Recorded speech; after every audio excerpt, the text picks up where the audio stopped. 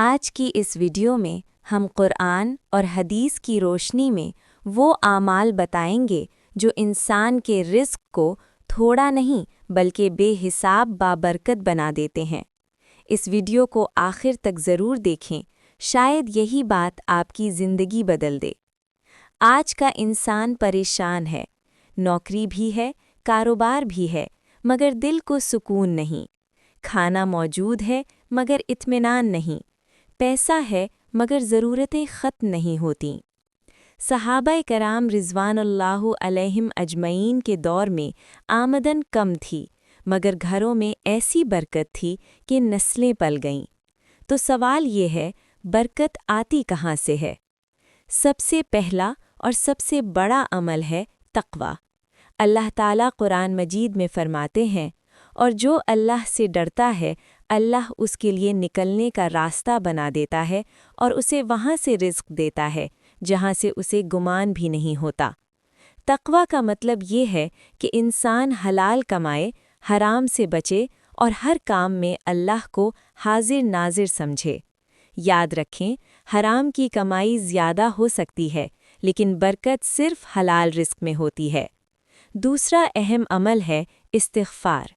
نبی کریم صلی اللہ علیہ وسلم نے فرمایا، جو شخص کثرت سے استغفار کرتا ہے اللہ اس کی ہر تنگی کو آسانی میں بدل دیتا ہے۔ حضرت نوح علیہ السلام نے اپنی قوم سے فرمایا، اپنے رب سے استغفار کرو، وہ تم پر آسمان سے بارش برسائے گا، تمہیں مال اور اولاد سے نوازے گا۔ اگر آپ چاہتے ہیں کہ رزق میں برکت ہو تو روزانہ کم از کم 100 مرتبہ یہ کلمات پڑھیں۔ استغفر اللہ ربی من کل ذنب و اتوب الیہ۔ تیسرا عمل ہے نماز کی پابندی۔ نماز صرف عبادت نہیں، نماز برکت کا دروازہ ہے، خاص طور پر فجر اور عشاء کی نماز۔ نبی کریم صلی اللہ علیہ وسلم نے فرمایا، فجر اور عشاء کی نماز منافق پر سب سے بھاری ہے۔ جو شخص ان نمازوں کی حفاظت کرتا ہے اللہ اس کے رزق کی بھی حفاظت فرماتا ہے۔ چوتھا عمل ہے صلہ رحمی۔ نبی کریم صلی اللہ علیہ وسلم کا فرمان ہے، جو چاہتا ہے کہ اس کا رزق بڑھایا جائے اور عمر میں برکت دی جائے وہ رشتہ داروں سے اچھا سلوک کرے۔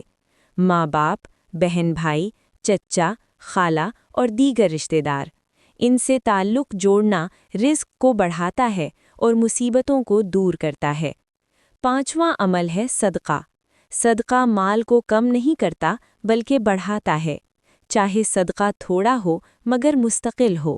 صدقہ بلا کو ٹالتا ہے، رزق میں برکت لاتا ہے اور دل کو سکون عطا کرتا ہے۔